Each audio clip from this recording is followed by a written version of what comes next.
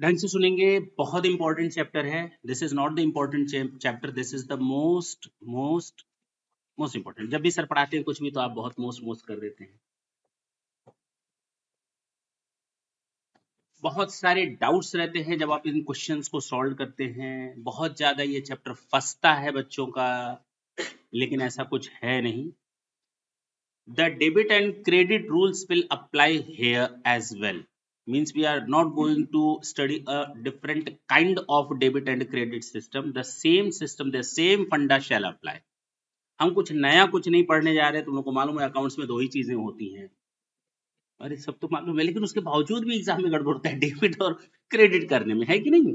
किसी साइंस वाले बच्चे से कहो कि क्या दिक्कत है, डेबिट और क्रेडिट होना है, एक चीज डेबिट कर दो दूसरा क्रेडिट। अब उसे क्या मालूम कि कितने साइंटिफिक फॉर्मूले लग जाते हैं इसमें, ठीक है ना, दिमाग दौड़ाना पड़ता है। बेसिकली हमको अगर इस पर्टिकुलर चैप्टर में इसका शॉर्ट फॉर्म होता है एनपीओ, तो आपको कंफ्यूज होने की जरूरत नहीं है एनपीओ और एनजीओ में। First of all, NPO not for profit organisation, NGO non government organisation. Basically मैं दोनों में बता दूं, हम लोग जो अकाउंटिंग करते हैं ना, अगर मैं बिजनेस कर रहा हूं, there is a sole motto to earn the profit. First priority is to earn the profit, हाँ या ना? वहां अकाउंट की जरूरत पड़ती है, जाहिर सी बात है, वहीं अकाउंट की जरूरत पड़ेगी जहां पर हम कमाना, वहां पर अकाउंट की जरूरत नहीं पड़ेगी जहां पर हम कमाना बहुत बढ़िया। सुर लय ताल मिल गया। तो ये याद रखना कि अकाउंटिंग प्रॉफिट और नॉन प्रॉफिट ऑर्गेनाइजेशन में इक्वली एप्लीकेबल होता है। वही तो पढ़ने जाते हैं हम लोग, क्यों नहीं जरूरत पड़ती भाई? ये है तो not for profit organisation, even though the organisation has not a main motto to earn the profit, even though the organization has to maintain its books of accounts, उसको अपनी बुक्स ऑफ अकाउंट वैसे ही maintain करनी पड़ेंगी। So what की अगर उसका primary मोटो profit मोटो नहीं है तो भी। Is it clear? तो छोटा ऑर्गेनाइजेशन हो या बड़ा ऑर्गेनाइजेशन हो, प्रॉफिट मेकिंग ऑर्गेनाइजेशन हो या not for profit making organisation, सबके ऊपर ये अकाउंटिंग लगती है। तो हम लोग आज जो सीखने जा रहे हैं वो सीखने जा रहे हैं accounting for not for profit organisation. आप लोगों ने कई बार नाम सुना होगा, IPL, social clubs, Gorakhpur club, Kanpur club, हाँ या ना? ये सब क्या है? सोसाइटीज का नाम सुना होगा, क्राई सोसाइटी, हाँ या ना? यूनिसेफ सोसाइटी, कई नाम सुने होंगे तुम लोगों ने। Women and child development society, कई सोसाइटीज सुनी होंगी। हेल्थ से रिलेटेड सोसाइटीज, क्या स्कूल और कॉलेजेस, हाँ या ना? क्या है? ये एनपीओज हैं। क्या है ये? एनपीओज है, जिनका प्राइमरी मोटो प्रॉफिट अर्न करना नहीं होता बल्कि सर्विसेज देना होता है। सोशल वेलफेयर फर्स्ट प्रायोरिटी होती है। हाँ, यहां पर नए नाम सीखने को मिलेंगे, नए नाम इन द सेंस नई टर्मिनोलॉजी सीखने को मिलेगी, इसके अलावा कुछ भी नहीं है। जैसा हम फाइनेंशियल स्टेटमेंट पहले बनाते थे, we were preparing the financial statement like your balance sheet and the PL account, here again we will maintain our balance sheet as well as the PL account, but in a different name. बात समझ में आई? चीजें वही रहेंगी। अब देखते हैं कि है क्या। अच्छा एक बात बताओ, जब भी देखते होगे फ्लड आया, बाढ़ आई, तो अचानक तुम लोग देखे होंगे कि कई ऑर्गेनाइजेशन दौड़ पड़ते वहां पर काम करने के लिए, जो गवर्नमेंट ऑर्गेनाइजेशन नहीं होते, वो नॉन गवर्नमेंट ऑर्गेनाइजेशन होते हैं, वो प्राइवेट ऑर्गेनाइजेशन होते हैं, वो दौड़ पड़ते हैं ह्यूमैनिटी को बचाने के लिए कि भैया उन लोगों को खाने पीने का सामान दो, कंबल दे दो, टेंट दे दो, सब दे दो। बात समझ में? उनको रहने के लिए आसरा दे दो फॉर द टाइम बीइंग। तो वो काम करते हैं वो। भाई तुम लोग भी सड़क पर जाते हो, दया नहीं आती किसी गरीब को देख करके, या किसी प्रॉब्लम में आए हुए आदमी को देखकर दया नहीं आती? तो क्या करते हो दया आती है तो? केवल दया ही आती है या कुछ कंट्रीब्यूट भी करते हो? अगर सड़क पर कोई तुम लोग को घायल मिल जाए तो उसको क्या करोगे? कैसे? एक बार और चढ़ा दोगे? मजाक नहीं करे, क्या करोगे? हेल्प कैसे करोगे? हॉस्पिटल लेकर जाएंगे। बहुत बढ़िया बाबू, ऐसा ही सोचो, बिल्कुल ठीक है। हॉस्पिटल लेकर जाएंगे हम लोग, उनकी सेवा करेंगे, हाँ या ना? तो ये चीजें हैं, वही ऑर्गेनाइजेशन ये काम करते। देखो जब तुम लोग छोटे बच्चे थे, सबकी बात कर रहे हैं, कुआं उआ बोलते थे, तो एक आता था तुम लोग के पास सुई लगाने के लिए, वो पोलियो ड्रॉप पिलाने के लिए, नॉट वैक्सीनेशन, वैक्सीनेशन भी होती है फ्री ऑफ कॉस्ट, और पोलियो ड्रॉप भी पिलाया जाता है, पिलाया गया था तुम लोग को? तो याद कैसे है तुम लोग को? यस सर, याद है पिलाया गया था? अरे बहुत छोटे थे, 3 महीने 4 महीने के, तो यस सर बोल रहा है, ऐसे याद नहीं है, लेकिन पिलाया गया था 2 बूंद जिंदगी की, ठीक है ना? तो वो आए थे, क्या आए थे? सरकारी ऑफिस नहीं आए थे, ना कोई गवर्नमेंट ऑफिसर आपके दरवाजे पर नहीं आया था, नॉक नॉक, बच्चा है आपके पास, 2 बूंद पिलानी है ना, आपके ही मोहल्ले के आसपास के एरिया का कोई एनजीओ, उसको गवर्नमेंट ने कहा, क्योंकि हमारे सरकारी ऑफिसर जाएंगे और डंडे मारकर दौड़ा देंगे, लेकिन आप उसी मोहल्ले में काम करते हैं, आपके ऊपर लोग भरोसा करते हैं, आप जाएंगे, आपका वेलकम भी होगा और आप बच्चे को पोलियो ड्रॉप भी पिला सकते हैं, तो वो काम करते हैं। अब बात समझ में आई? क्लियर है? तो एनजीओ और एनपीओ, जरूरी नहीं कि सारे, ये याद रखना, जितने भी नॉट फॉर प्रॉफिट ऑर्गेनाइजेशन है वो एनजीओ की कैटेगरी में आए, जरूरी नहीं, वो सोसाइटीज भी हो सकते हैं, क्लब्स भी हो सकते हैं, दूसरे फॉर्म में भी हो सकते हैं, ठीक? लेकिन दोनों को तुम लोग एक ले सकते हो फिलहाल, हम केवल गवर्नमेंट ऑर्गेनाइजेशंस की बात नहीं कर रहे, नॉन गवर्नमेंट ऑर्गेनाइजेशंस की बात कर रहे हैं, और जब नॉन गवर्नमेंट ऑर्गेनाइजेशन की बात, एनपीओ में गवर्नमेंट ऑर्गेनाइजेशंस भी आ सकते हैं जो नॉट फॉर प्रॉफिट ऑर्गेनाइजेशंस हो, और एनजीओज भी आ सकते हैं जो नॉन गवर्नमेंट ऑर्गेनाइजेशन हो, तो गवर्नमेंट ऑर्गेनाइजेशन भी एनपीओ में आ सकते हैं और नॉन गवर्नमेंट ऑर्गेनाइजेशन भी एनपीओ में आ सकते हैं, दोनों आ सकते हैं, जिनका मेन मोटो प्रॉफिट अर्न करना ना हो, जिनका मेन मोटो लोगों को, दूसरों को सर्व करना।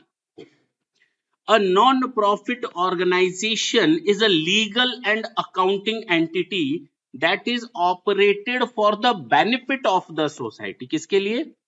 Benefit of the society as a whole. अब सोसाइटी का मतलब क्या है? कुछ भी हो सकता है, सोसाइटी का मतलब कुछ भी ले सकते हो, केवल विमेन से भी ले सकते हो, केवल चिल्ड्रन से भी ले सकते हो, केवल गर्ल चाइल्ड से भी ले सकते हो, मेरी बात समझ में आई? केवल हिंदू से भी ले सकते हो, इस्लाम से भी ले सकते हो, सिखिज्म से भी ले सकते हो, यहाँ सबको मिलाकर के भी ले सकते हो, किसी के लिए भी सर्व करना हो। अब बात समझ में आई? क्लियर है? सोसाइटी का मतलब ये नहीं कि सबको साथ लेकर, हो सकता है हम एक सेक्ट को लेकर के चलते हो, बाकी सेक्ट्स को लेकर के ना चले, वो भी कवर होते हैं। अच्छा, rather that for the benefit of a sole proprietor or a group of partner or shareholder, we know very well their main objective are to provide services to the member or beneficiaries. Acha, the main idea is to spend the fund of the organization in such a fashion that provide the maximum benefit to the members. हाँ या ना? चलें आगे। अब यहाँ पर members लिखा है, तो हम वहां पर एग्री नहीं करेंगे, मेंबर्स की जगह यहाँ पर सोसाइटी और पब्लिक लिखना चाहिए था, ठीक? चलिए, कैरेक्टरिस्टिक क्या होती है एनपीओज की? ये एंटिटी की तरह काम करता है जैसे नॉर्मल एंटिटीज होती हैं, सोल प्रोप्राइटरशिप, पार्टनरशिप, कंपनी, उसी तरह ये हमारे होते हैं। दूसरे, सर्विस, इनका मेन काम क्या होता है? लोगों को सर्व करना। फॉर्म, ये आपके सोशल फॉर्म में हो सकते हैं, एजुकेशनल, रिलीजियस और charitable, and they take the form of club, societies और चैरिटेबल बॉडीज। तो क्लब के फॉर्म में हो सकते हैं, सोसाइटीज के फॉर्म में हो सकते हैं, ट्रस्ट के फॉर्म में हो सकते हैं, चैरिटेबल बॉडीज के फॉर्म में हो सकते हैं। प्रॉफिट मोटिव नहीं होता, फाइनेंसिंग देखेंगे हम लोग, फंड की बात करेंगे, बजट की बात करेंगे, ये सब पैसे की ही बात करेंगे, आगे चलकर सीखेंगे, ठीक है ना? पहले हम एक बार थ्योरी को समझ लें कि क्या होता है एनपीओस। अच्छा, अब तक जो हम लोग फाइनेंशियल स्टेटमेंट बनाते थे ना,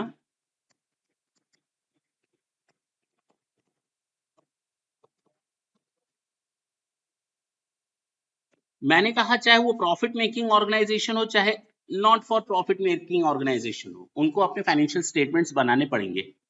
At the end of the year, they just want to know the exact position of the fund. They just want to know the exact position of the asset held by them. Yes or no?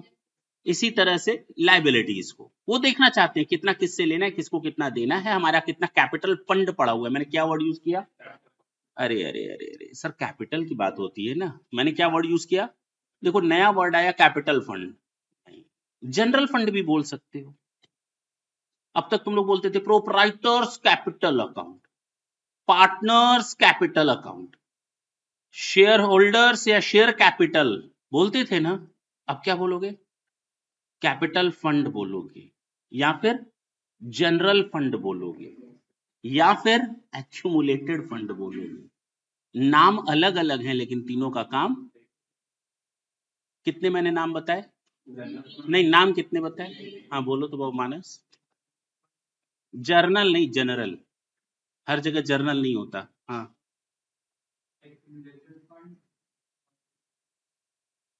हाँ तुम बताओ, तो तीसरा क्या है?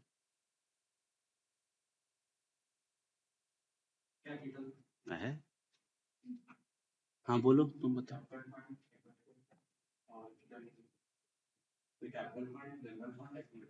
ठीक है ना? ये तीन तरह के फंड होते हैं, तीनों का नाम एक ही है, समझ लो। नाम अलग अलग लेंगे लेकिन तीनों का मतलब एक ही है। जैसे तुम लोग शेयर कैपिटल लिखते थे, अब शेयर कैपिटल ले लेकर के प्रोप्राइटर्स कैपिटल, पार्टनर्स कैपिटल ले लेकर के जनरल फंड लिखोगे, कैपिटल फंड लिखोगे, एक्यूमुलेटेड फंड लिखोगे, तीनों का मतलब एक रहेगा। अच्छा, जो फाइनेंशियल स्टेटमेंट्स बनेंगे ना, अब तक तुम लोग जानते थे सर हम लोग ना ट्रेडिंग एंड पीएल अकाउंट बनाते थे, हम लोग ना बैलेंस शीट बनाते थे, ये प्रॉफिट ऑर्गेनाइजेशन के केस में था।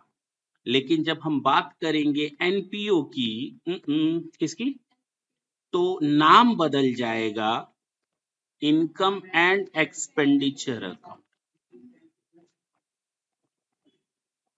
चूंकि प्रॉफिट और लॉस नहीं होता यहां, प्राइमरी ऑब्जेक्टिव प्रॉफिट या लॉस नहीं है, तो इसलिए पीएल नाम नहीं देंगे, क्या नाम देंगे, इनकम और एक्सपेंडिचर। अब क्लियर हुआ?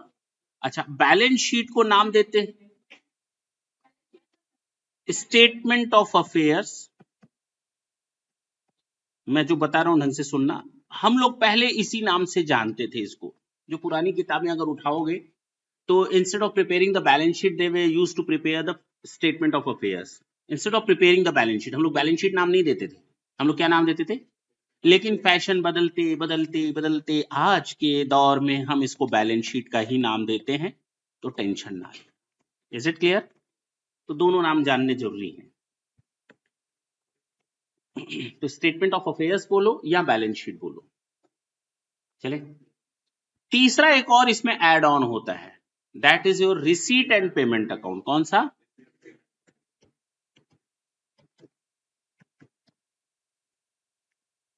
ये ना कैश बुक का फॉर्म है। कैश बुक ना बनाकर हम क्या बनाते हैं यहां पर? This is the summarisation of the cash book, you can say, ठीक है ना? तो हम लोग जो फाइनेंशियल स्टेटमेंट बनाएंगे एनपीओ का, उसमें तीन स्टेटमेंट, तीन चीजें होंगी। The first one is receipt and payment account, income and expenditure account, and the third one is the balance sheet. Clear हुआ? इसमें किसी को कोई डाउट नहीं होना चाहिए। ये देखिए, receipt and payment account, income and expenditure and balance sheet. Receipt and payment account वैसे ही बनता है जैसे आपका कैश अकाउंट बनता है या कैश बुक बनता है, कोई फर्क नहीं। जैसे यहां पर हम लोग लिखते हैं रिसीट्स, वही लिखेंगे रिसीट्स। जैसे इस साइड लिखते हैं पेमेंट्स, हम लिखेंगे पेमेंट, और इसको हम नाम देंगे रिसीट एंड पेमेंट अकाउंट।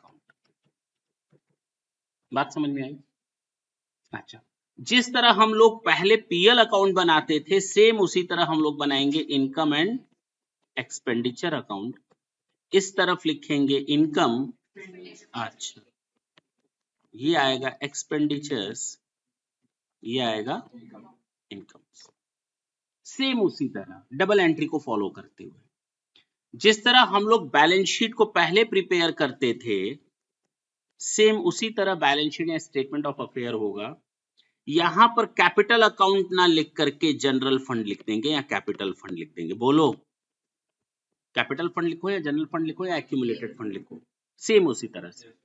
बाकी जैसे एसेट्स लिखते थे, जैसे लायबिलिटीज लिखते थे, सेम वैसे ही होगा।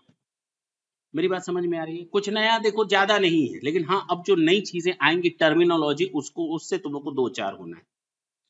देखा जाए, सिस्टम समझ में आया हम लोग को करना क्या है। द आउटकम इज दीज थी, इन तीनों पर हमें काम करना है। अब हमें ये तो पता चल जाए कि भाई इसमें ऐसी क्या खास बात होती है जो नॉर्मल इनकम पीएल अकाउंट में नहीं पाई जाती। जैसे मैंने कहा हमारा main motto not for profit organisation है। मुझे आज 100 लोगों को कंबल बांटने हैं, क्या अपना घर बेच करके दूं? एक लिमिट तक ही मैं कर सकता हूं, बाकी क्या करूंगा, मैं लोगों से सब्सक्रिप्शंस लूंगा। क्या लूंगा? मैं लोगों से डोनेशन लूंगा, मैं लोगों से सब्सक्रिप्शन लूंगा या डोनेशन लूंगा। पहले तो ये फर्क बताओ कि डोनेशन और चैरिटी में फर्क क्या होता है, ये तो मालूम होना चाहिए ना, difference between the donation and charity. अरे बोलो ना, डोनेशन और चैरिटी में फर्क क्या होता है? सर डोनेशन देने पर मुझसे कोई भी काम किया जा सकता है, चैरिटी प्रॉपर चीज के लिए किया जाता है।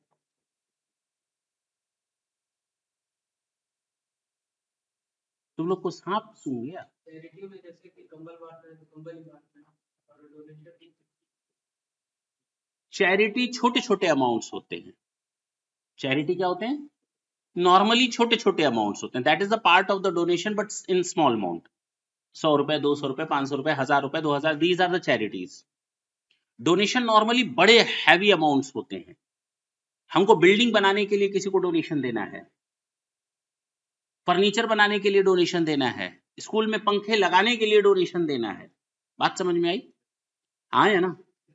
तो डोनेशन रेवेन्यू नेचर का भी हो सकता है कि हाँ रेवेन्यू नेचर पर खर्च करो, ये लो 5 करोड़ रुपए और इसको इस तरह से डिस्ट्रीब्यूट करना, ये चैरिटी नहीं है, चैरिटी नॉर्मली एक स्मॉल अमाउंट होता है, ठीक है ना, और डोनेशन एक हैवी अमाउंट होता है, फर्क समझ में आया? डोनेशन स्पेसिफिक भी हो सकता है, नॉन स्पेसिफिक भी हो सकता है, जो इसने कहा जनरल हो सकता है, डोनेशन स्पेसिफिक भी हो सकता है, नॉन स्पेसिफिक भी हो सकता है। मुझे बिल्डिंग बनाने के लिए डोनेशन मिला तो मैं उस डोनेशन के पैसे को किताबों में खर्च कर सकता हूं? नहीं कर सकता, वो स्पेसिफिक डोनेशन है जिसका यूज बिल्डिंग बनाने के लिए ही किया जा सके। और अगर जनरल डोनेशन मिला तो मैं उसका यूज अपने मन से कहीं भी कर सकता हूं, कैपिटल नेचर पे, रेवेन्यू नेचर पे, that is up to me. अगर वो कोई स्पेसिफिक इंस्ट्रक्शंस के साथ नहीं है तो वो नॉन स्पेसिफिक या जनरल डोनेशन कहलाएगा, लेकिन अगर स्पेसिफिक डोनेशन है तो हमको उसका यूज उसी लिए करना है जिस चीज के लिए वो मिला है। अगर मुझे बिल्डिंग बनाने के लिए फंड मिला है तो मैं बिल्डिंग फंड अकाउंट बना लूंगा एक उस डोनेशन से, bank account debit to building fund, मेरी बात समझना, क्या bank account debit to building fund, यानी हमने उसको बिल्डिंग फंड में ट्रांसफर कर दिया, और अब जो भी बिल्डिंग फंड से पैसा जाएगा बिल्डिंग बनाने के लिए इसी बिल्डिंग फंड से जाएगा और कहीं से नहीं जाने वाला।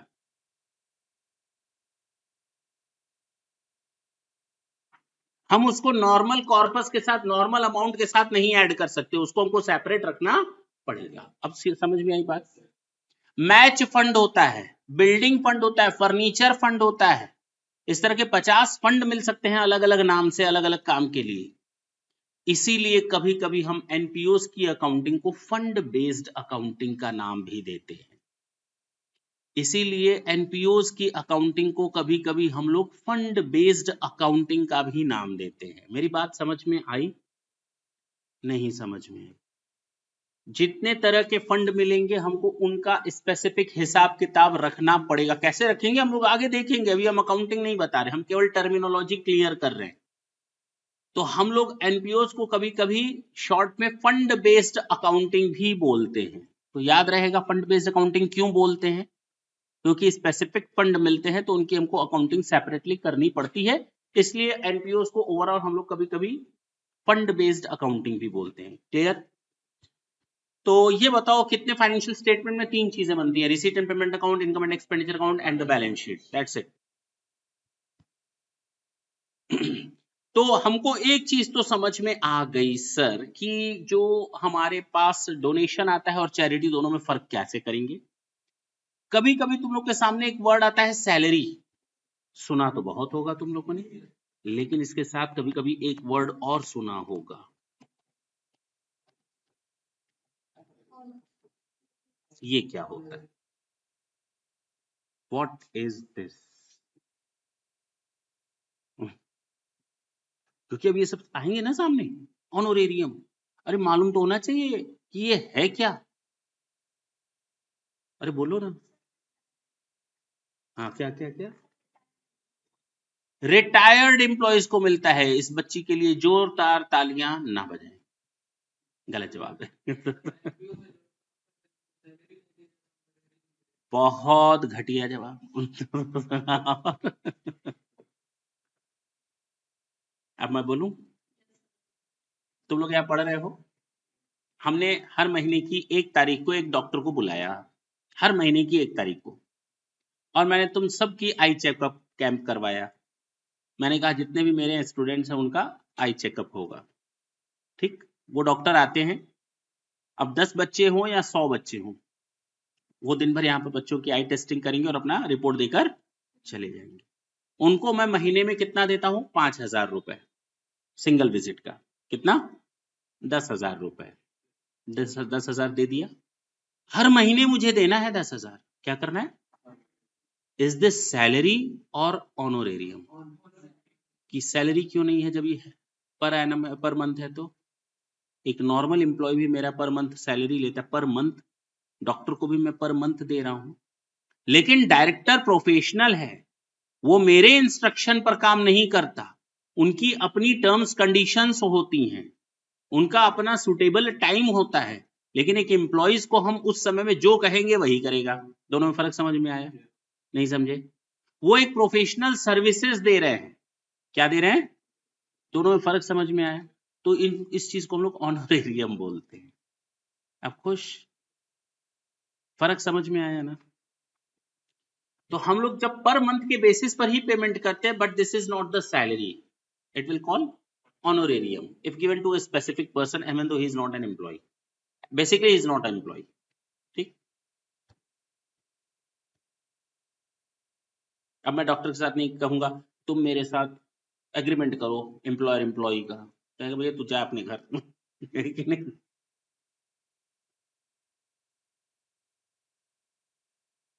लीगेसी एक वर्ड आएगा सामने। क्या होता है? एक बंदा है जो अब इस दुनिया से जाने वाला है, उसके पास करोड़ों रुपए की प्रॉपर्टीज हैं। क्या है? प्रॉपर्टीज हैं, होती हैं कई लोगों के पास, जमीन जायदाद पड़े रहते हैं, उसको देखने वाला अब कोई नहीं है। तो अब उस प्रॉपर्टीज को वो किसी ट्रस्ट के नाम, सोशल सोसाइटीज के नाम करके जाते हैं, ताकि उसका सोशल वेलफेयर में यूज हो सके। अब क्लियर है? तो जो ट्रस्ट को या चैरिटेबल सोसाइटीज को ऐसी प्रॉपर्टीज मिलती हैं किसी की विल के थ्रू, उसको हम लोग कहते हैं लीगेसी। क्या बोलते हैं? लेगेसी। उसको जाहिर सी बात है ये रेवेन्यू नेचर का नहीं होगा, this will always be a capital nature.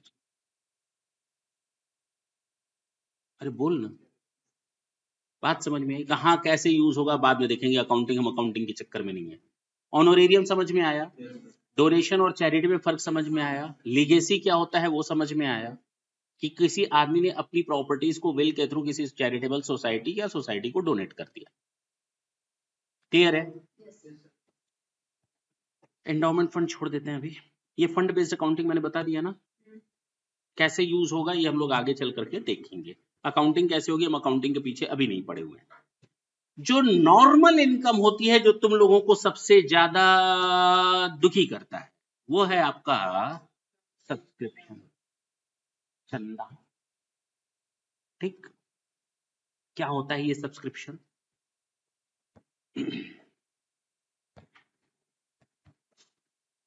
मान लो मैंने 100 मेंबर्स बनाए अपनी सोसाइटी में, और मैंने उनसे कहा कि 500 रुपए हर महीने या हर साल आप सब्सक्रिप्शन देंगे। कितना? 500। तो बताओ एक साल में हमें अपने मेंबर से कितना सब्सक्रिप्शन मिल जाएगा? मिल जाएगा ना? और इसका यूज हम लोग सोशल एक्टिविटीज में करेंगे ही करेंगे, हाँ या ना? This is the main source of income, you can say this is the main source of income of a trust or of a charitable institutions. ये बहुत ही इंपॉर्टेंट फैक्टर होता है इनकम का। इनकम एंड एक्सपेंडिचर में सबसे ज्यादा income जो source होता है, हम कुछ सामान नहीं बेच रहे, बेच भी सकते हैं, ऐसा नहीं है कि कोई सोसाइटी सामान नहीं बेच सकती, नहीं बेच सकती। तुम लोग देखते होगे कई लोग मार्केट में घूमते हैं अगरबत्ती वगैरह लेकर के, कि जो डिसेबल्ड पर्सन है उन लोगों ने ये अगरबत्तियां बनाई हैं, ये अंधे बच्चे थे उन लोगों ने बनाई हैं, जो ब्लाइंड थे उन लोगों ने बनाई है, हाँ या ना? देखते होगे। तो सोसाइटीज काम करती है तो वो सामान भी बेचते हैं, ऐसा नहीं है। वो हम लोग देखेंगे कैसे करते हैं, लेकिन अभी हम ये मानकर चलते हैं कि ये सर्विस देना मेन प्रायोरिटी है। तो 50,000 रुपए मेंबर्स के थ्रू मिला, 100 मेंबर्स मैंने बना लिए, 500 रुपए हर साल मैं उनसे लेता हूं। Now the main source of income of a society is your subscription. अगर ये 1000 मेंबर हो तो कितना रुपया हो जाएगा, और अगर 10,000 मेंबर हो तो, बात समझ में आई? और अगर ये 10,000 मेंबर हो और 1,000 रुपए लिया जाए तो, ये मेन सोर्स ऑफ इनकम है, इसके बारे में सीखना है। एक आदमी था वो भिखारी, वो किसी बड़ी बिल्डिंग के दरवाजे पर गया, ठक ठक किया, सेठ जी निकले, बोले क्या है? कहा मुझे इस प्रॉपर्टी में हिस्सा चाहिए। क्या बोला? कौन बोला? वो भिखारी बोलता मुझे इस पूरी प्रॉपर्टी में हिस्सा चाहिए। तो कह रहा है भाई तू कौन है, तुझे हिस्सा क्यों चाहिए? तो कह रहा है देखो तुम भी भगवान की संतान, हम भी भगवान की संतान, तो हुए ना हम भाई भाई। कह रहा हाँ। कह रहा लाओ हिस्सा। तो मान गया, अंदर गया और चवन्नी ले आकर दे दिया। कह रहा मैंने हिस्सा मांगा है। कह रहे तेरा हिस्सा इतना है, बाकी जो 500 करोड़ है वो भी तो मेरे भाई बहन है, तो उनके लिए भी बचा कर रखा है, तेरे हिस्से में तो इतना भी नहीं आएगा। अब समझ में आई?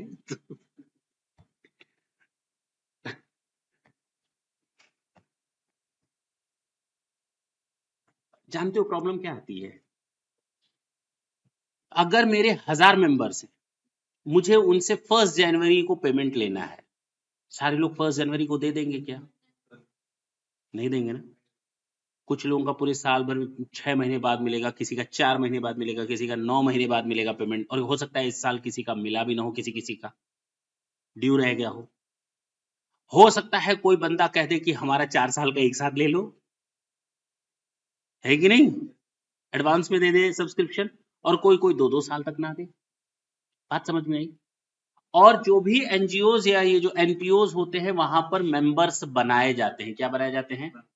और उनसे सब्सक्रिप्शन लिया जाता है। उनसे 2 तरह से हम पैसा लेते हैं, एक तो मेंबरशिप फीस के नाम पर और एक सब्सक्रिप्शन के नाम पर। मेंबरशिप फीस हर साल अगर लेते हैं तो रेवेन्यू नेचर का है। अगर एक ही बार लेते हैं, once you will become member, now you are a member of all the times, तो कैपिटल नेचर का मेंबरशिप फीस हो गया, एक बार मिलना है, नॉन रिकरिंग नेचर का है। और अगर वही मेंबरशिप फीस हम बार बार लेते हैं, हर साल लेते हैं, तो वो हाँ रेवेन्यू नेचर का है। दोनों में फर्क समझ में आ रहा है? क्लियर हुआ? दूसरा जो सोर्स ऑफ इनकम होता है वो होता है हमारा सब्सक्रिप्शन। हो सकता है किसी भाई मेंबर जब बनोगे, जब पेमेंट दोगे तब तो, हाँ या ना, यानी किसी मेंबर को मेंबर बनने के लिए पेमेंट देना जरूरी है, तभी वो मेंबरशिप फीस के बाद ही मेंबर बन पाएगा। अब उनसे हम सब्सक्रिप्शन लेते हैं हर साल, हर महीने, वो मेरा रूटीन नेचर का है, ये तो कंफर्म है, रेवेन्यू नेचर का है, ये तो कंफर्म है, और मेन सोर्स ऑफ इनकम वही है। अच्छा, कुछ लोगों ने दिया, कुछ लोगों ने नहीं दिया, और हमने आपको ये बताना है कि जो हम लोगों का इनकम एंड एक्सपेंडिचर अकाउंट बनता है ना, ये एक्रूवल सिस्टम पर बनता है, जैसा तुम लोग आज तक बनाते आए थे पीएल अकाउंट, जिस तरह बनाते आए थे, कोई फर्क नहीं है। और रिसीट एंड पेमेंट अकाउंट वैसे ही बनाओगे जैसे कि कैश रिसीट और कैश पेमेंट यानी कैश अकाउंट बनता था। जितना कैश आया, चाहे वो कहीं से आया हो, चाहे वो कैपिटल नेचर का हो, रेवेन्यू नेचर का हो, जितना मुझे मिला वो यहां लिखेंगे। और वो कैश जो मैंने किसी को दिया, किसी भी नेचर का हो, कैपिटल नेचर का हो, रेवेन्यू नेचर का हो, कोई फर्क नहीं पड़ता, कैश का आना एक तरफ, कैश का जाना एक तरफ, जो बचा वो कहलाएगा क्लोजिंग बैलेंस। हमारे पास सुबह सुबह 100 रुपए थे ओपनिंग बैलेंस, मैंने 1000 रुपए दिन भर में ले लिए किसी भी तरीके से, चाहे कहीं से भी आया हो, टोटल मेरे हाथ में कितने हुए? मैंने 800 रुपए पेमेंट किया, कहीं भी किया, जेब से एक्चुअल में निकल गया, बचा कितना? This is your receipt and payment, that's it. Clear है? अब ये 800 में हो सकता है बिल्डिंग पर खर्च किया हो, कैपिटल नेचर का, हो सकता है सैलरी दी हो रेवेन्यू नेचर की। अब बात समझ में आई? ये रिसीट कहीं से भी आया हो, कैपिटल नेचर का आया हो, बिल्डिंग को बेच करके आया हो, या कोई मेंबरशिप फीस मिली हो वन टाइम, या फिर सब्सक्रिप्शन मिला हो, वो आ जाएगा रेगुलर वाला। अब बात समझ में आई? इनकम एंड एक्सपेंडिचर मैंने कहा ये एक्रूवल सिस्टम पर बनता है। किस पर बनता है? एक्रूवल सिस्टम का मतलब ये होता है कि कितना जाना चाहिए था, कितना जाना चाहिए था, दैट इज इंपॉर्टेंट। कितना एक्चुअल में गया वो इंपॉर्टेंट नहीं है।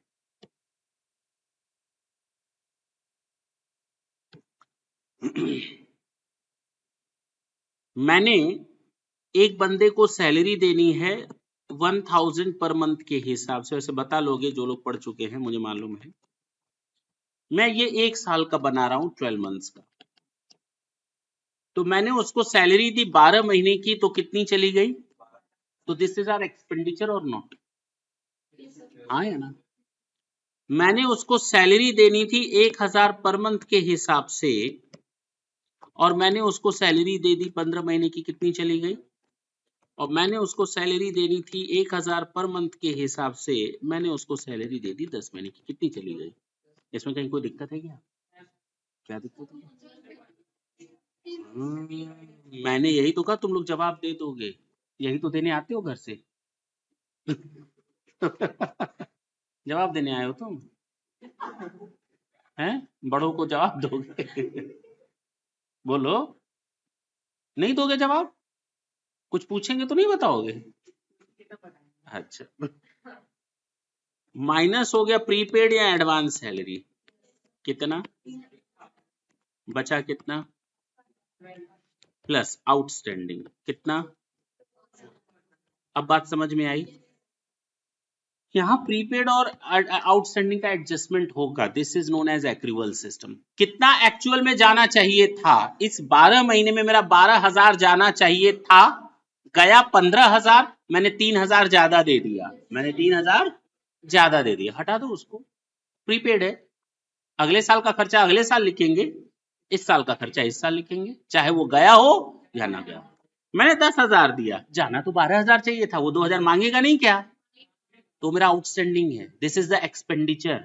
Already we have incurred the expenditure but there is no in cash outflow, but yes expenditure has been made, payment has not been made. Expenditure तो इनकर हो चुका है लेकिन पेमेंट गया नहीं है। फर्क समझ में आया? क्लियर हुआ? यहां पर भी 12, यहां पर भी 12, और क्योंकि हम बना रहे हैं 12 महीने का, तो 12 महीने के खर्चे हमको रिकॉर्ड करने। हाँ, पिछले साल का खर्चा इधर ना आने पाए, इस साल का खर्चा अगले साल ना जाने पाए, अगले साल का खर्चा इधर ना आने पाए, इधर का पिछले साल में न चला जाए, ये ध्यान रखना है। इस साल का केवल खर्चा इसी साल, इस साल की इनकम इस साल। इसी को हम कहते हैं एक्रूवल सिस्टम। चले जरा देखते हैं तुम लोग का दिमाग कैसे काम करता है। XYZ sports trust provides you the following information. Subscription मिला है, क्या है? एक्चुअल में रिसीट है, और उसी साल ये सब्सक्रिप्शन ड्यू तो हो गया, मिला नहीं। बताओ इनकम एंड एक्सपेंडिचर में कितना इनकम दिखाओगे?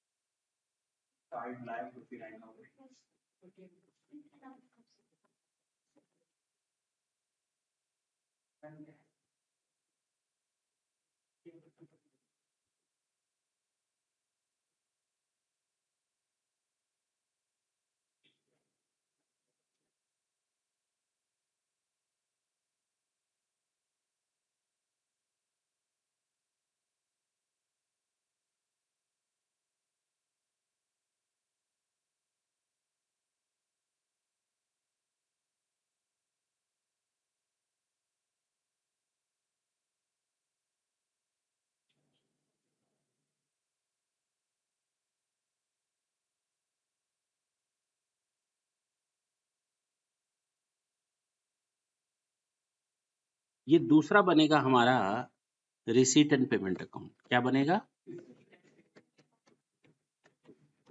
और तीसरा बनेगा, अब बुक ने कहा है केवल आप इनकम एंड एक्सपेंडिचर बनाओ, हम ये काम क्यों करें? हम तो तीनों देखेंगे है कि नहीं? 2015 में हमें सब्सक्रिप्शन मिला, what would be the journal entry?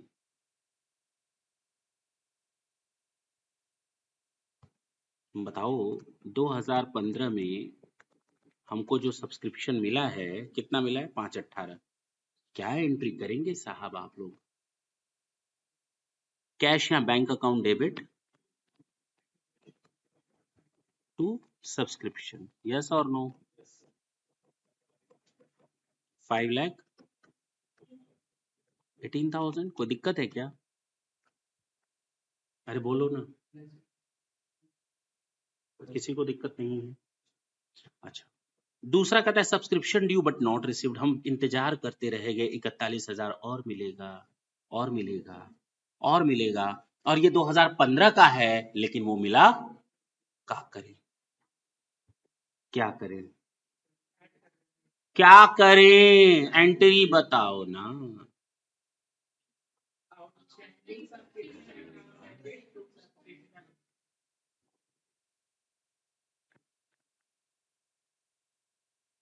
हाँ ठीक है, वो आउटस्टैंडिंग भी लिख सकते हो, मैं मना नहीं कर रहा। सोचने सोचने का फर्क है, कई लोग मना करते हैं, लेकिन ठीक है वो वर्ड।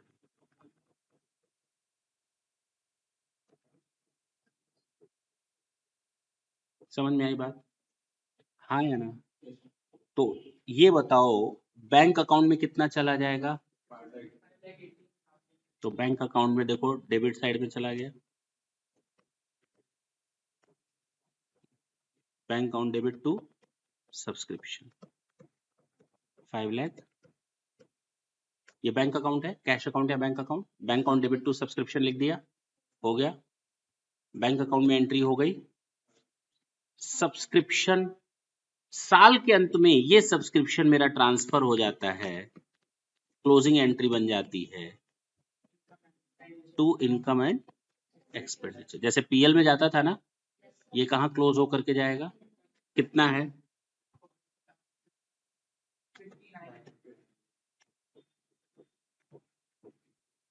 क्लियर है? तो देखो ना, सब्सक्रिप्शन क्रेडिट करो कहाँ पे? इनकम एंड एक्सपेंडिचर अकाउंट में क्रेडिट होगा, तो यहाँ पर क्रेडिट कर दो।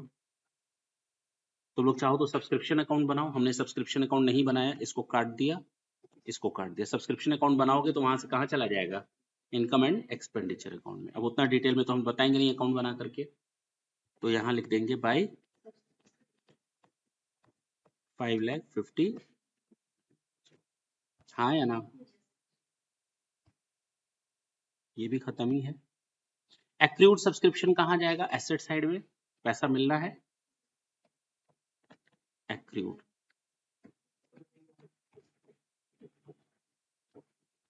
अब ये देखो, क्रेडिट साइड का टोटल कितना है और डेबिट साइड का टोटल कितना है? That's it। नहीं समझ में आया? क्लियर है? ये यहां से निकलेगा ट्रांसफर टू बैलेंस शीट कितना, और यहाँ पर हो जाएगा जनरल फंड या कैपिटल फंड, कितना आ जाएगा? ठीक है ना? कुछ चूंकि बाकी डिटेल्स नहीं दी हैं तो हमें नहीं मालूम। 5,18,000 देखो, ये दिख भी रहा है, यहाँ पे दिख रहा है ना? कोई दिक्कत? सब डेबिट क्रेडिट मैच कर गया। ये बना तुम लोग का, ये तरीका है। एक बार और बताएं, एक बार और, once more, once more. Note कर लो इसको तो बताएं।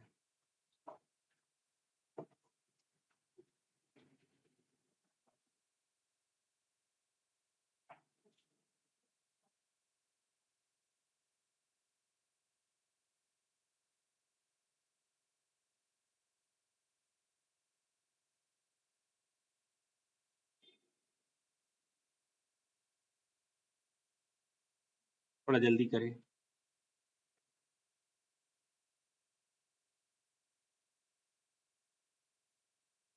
देखो इधर, ये 3 जर्नल एंट्री समझ में आई?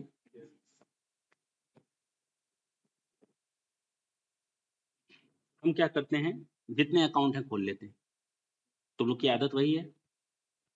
हम डायरेक्ट चाहते तो बैलेंस शीट बना सकते थे, डायरेक्ट हम ये बना सकते थे चाहते तो, लेकिन तुम लोग को बेटर है कि जर्नल एंट्री से समझाएंगे तो उसका इम्पैक्ट समझ में आएगा। कौन कौन सा अकाउंट खुलेगा सर? बैंक अकाउंट खोल लीजिए ना।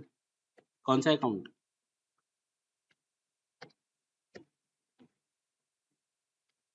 दूसरा कौन सा अकाउंट खोल दें? Subscription account.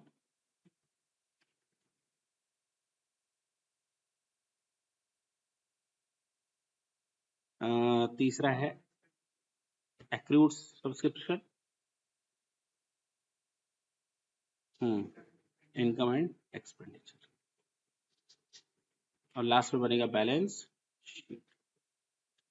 चलो बैलेंस शीट बन के ट्रायल बैलेंस बना लेना, उसके बाद बना लेना बैलेंस शीट। क्यों? इससे ज्यादा क्लियर होगा ना?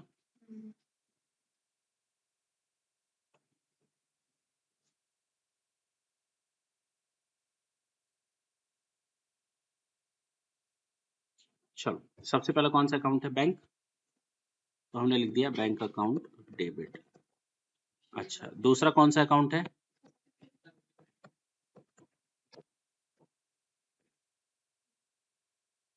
तो हमने एंट्री की बैंक अकाउंट डेबिट। कितने से बैंक अकाउंट डेबिट? तो यहाँ 5,18,000 लिख दिया। यहाँ पर केवल नाम चढ़ा दिया, हो गया। अब अगर बैंक में डेबिट है तो सब्सक्रिप्शन में क्रेडिट होगा। भाई बहन, अच्छा भाई बहन, अच्छा जी, ये 5,18 डेबिट क्रेडिट हो गया ना, दिख रहा है? अच्छा, दूसरी एंट्री क्या है? Accrued subscription debit to subscription. तो ये अकाउंट बन जाएगा एक्रूड टू सब्सक्रिप्शन। अच्छा, सब्सक्रिप्शन में क्रेडिट हो जाएगा ना बाय एक्रूड? बोलो, डेबिट क्रेडिट हो गया। जैसे तुम लोग बनाते आए हो बचपन से, ऐसे ही तो करते हैं बचपन से। अच्छा, तीसरा क्या है? सब्सक्रिप्शन। अच्छा छोड़ दो, हो गया, खत्म हो गया। अब हम क्लोज कर दें। इसका टोटल क्लोजिंग बैलेंस कितना होगा?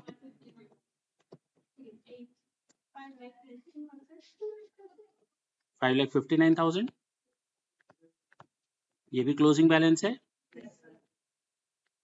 नॉर्मली हम इसको क्लोजिंग बैलेंस ना लिखकर इनकम एंड एक्सपेंडिचर लिखना चाहिए था, लेकिन चूंकि ट्रायल बैलेंस बना रहे हैं तो क्लोजिंग बैलेंस। क्या बना रहे हैं? तो क्लोजिंग बैलेंस। अच्छा, एक्रूड सब्सक्रिप्शन कितना है? तो इसका भी क्लोजिंग बैलेंस कितना आ जाएगा? चलो ट्रायल बैलेंस बना लें। तुम लोग मेहनत करवा दिए अच्छा खासा, इतना गिर करके तो हम कल पढ़ाए। अभी मत कहना गिरे हुए। देखो इधर ट्रायल बैलेंस है ना। चलो बताओ, बैंक में क्लोजिंग बैलेंस कितना है? डेबिट साइड है या क्रेडिट साइड? रुको, ये डेबिट बैलेंस है। कौन सा बैलेंस है? 5,18,000 बैंक अकाउंट डेबिट बैलेंस। बोलो। चलो दूसरे का बैलेंस कितना है? सब्सक्रिप्शन का 5,59 क्रेडिट बैलेंस, तो यहाँ लिख लो सब्सक्रिप्शन 5 लाख। थर्ड है आपका एक्रूड सब्सक्रिप्शन 41 डेबिट बैलेंस है।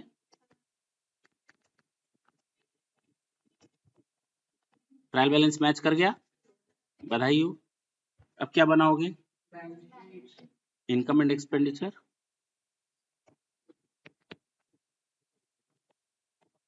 और दूसरा क्या बनेगा?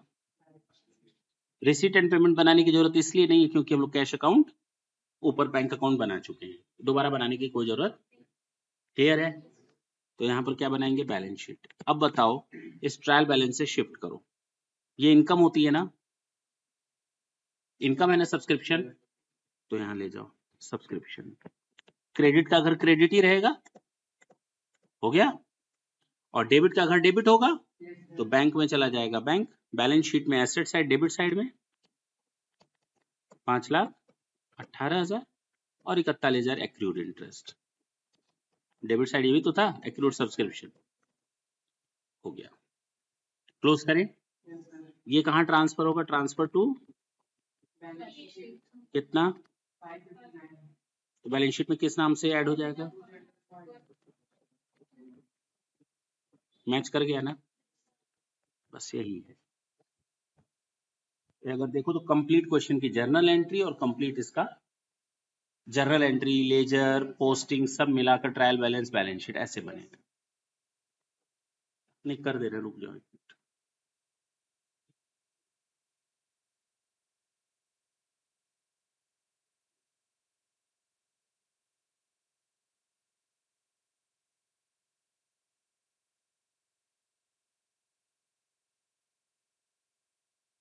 नोट कर लो।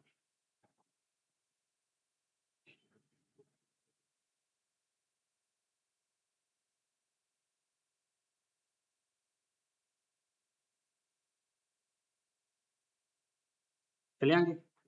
सिंपल क्वेश्चन था पहला, बहुत टाइम लगा दिया हमने, लेकिन इसका फायदा ये मिलेगा कि आगे वाले क्वेश्चन थोड़े जल्दी और आराम से हो जाएंगे। क्वेश्चन नंबर 2 कहता है सब्सक्रिप्शन मिला इतना है, कितना? और इतना हमें नहीं मिला, इस साल के अंत तक इंतजार करते रहे कि पैसा मिले, पैसा मिले, नहीं मिला।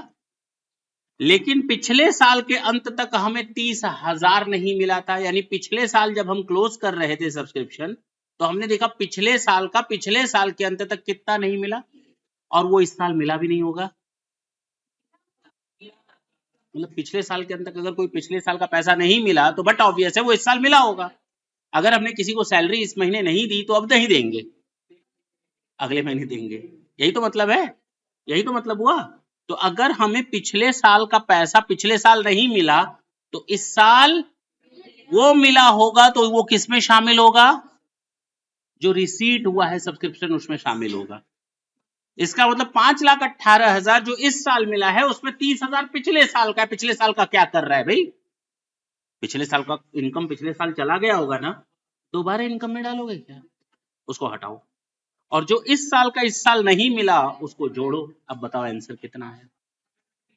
आ गया आंसर। टफ थे ना बहुत? टफ नहीं है तो हमें इसका जरा जर्नल एंट्री और बैलेंस शीट और इनकम एंड एक्सपेंडिचर तुम लोग बना कर दिखाओ, अगर टफ नहीं है तो। हैं? हाँ, कब? कल परसों दिखाओगे?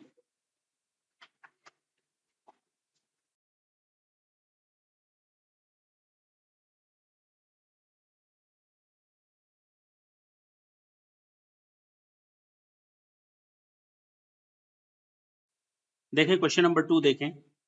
हम जर्नल एंट्री केवल बता दे रहे है क्या कि ये जो सबसे पहले हमको इस साल मिला है 5,18,000, कितना मिला है? तो हम एंट्री करेंगे bank account debit to subscription 5 lakh. अच्छा, हमें 41,000 इस साल का इस साल नहीं मिला, मिलना चाहिए था। अगर मिला होता वो 41,000 तो हम एंट्री करते bank account debit to subscription. अगर मिला होता तो ये 41,000 41,000 ऐसे नोट होता। लेकिन चूंकि मिला नहीं है तो बैंक की जगह कुछ और लिखेंगे कि हमें पैसा लेना बाकी है। तो आउटस्टैंडिंग सब्सक्रिप्शन या एक्रूड सब्सक्रिप्शन तुम लोग लिख सकते हो, कोई दिक्कत नहीं। अगर नहीं समझ में आ रहा है, एक्रूड कंफ्यूजन हो रहा है, तो हर जगह आउटस्टैंडिंग ही आगे यूज होगा, तुम लोग आउटस्टैंडिंग कर लो, ज्यादा बेटर है। ठीक है ना? अच्छा, कुछ पिछले साल आउटस्टैंडिंग था जो पिछले साल का पिछले साल नहीं मिला, तो इस साल तो मिला होगा। तो जब पिछले साल ये पैसा नहीं मिला था 30,000, तो हमने लास्ट ईयर जर्नल एंट्री की थी, जैसे इस साल का कर रहे हैं outstanding subscription account debit to subscription, ये लास्ट ईयर में किया होगा, पिछले साल। अब चूंकि ये पैसा अब आउटस्टैंडिंग नहीं रहा, मिल गया है, और हम इसमें ट्रांसफर कर चुके हैं, तो इसको पलट करके खत्म करेंगे उतने से। Subscription account debit to outstanding subscription, ये लास्ट ईयर वाला है और ये करंट ईयर वाला है। अब बात समझ में आई? ये आपकी जर्नल एंट्रीज है, ये नोट कर लो। नेक्स्ट सेशन में हम इसके आगे ही चलेंगे, फिर से बताएंगे, चिंता ना करना। हम ये नहीं करेंगे कि तुम लोग को 100% समझ में आ गया, हाँ थोड़ा माइंड सेट हो गया कि हमको करना क्या है। नेक्स्ट सेशन में फिर से स्टार्ट करेंगे इसको, सब्सक्रिप्शन को, ठीक। और पूरा का पूरा सेशन देखो कितने क्वेश्चन चलेंगे, ये 7, 8, 9, 10 क्वेश्चन, सीधे सीधे 8 क्वेश्चन तक चलेगा, केवल आउटस्टैंडिंग, प्रीपेड, आउटस्टैंडिंग वगैरह सब्सक्रिप्शन के बारे में जानेंगे। Prepaid in the sense advance subscription, prepaid नहीं बोलते, एडवांस, ठीक है ना। तो question number 1 to question number 8 हम लोग नेक्स्ट सेशन में करेंगे और बहुत इंपॉर्टेंट सेशन रहेगा। अगर इन क्वेश्चंस को कर लिया तो फिर तुम लोग का किसी भी स्टैंडर्ड में पहुंच जाओ, कहीं पर भी रहो, सब्सक्रिप्शन से रिलेटेड किसी क्वेश्चन में कोई दिक्कत नहीं आएगी, बड़े से बड़े क्वेश्चन को कर लोगे। टाटा बोले, थैंक यू बच्चों।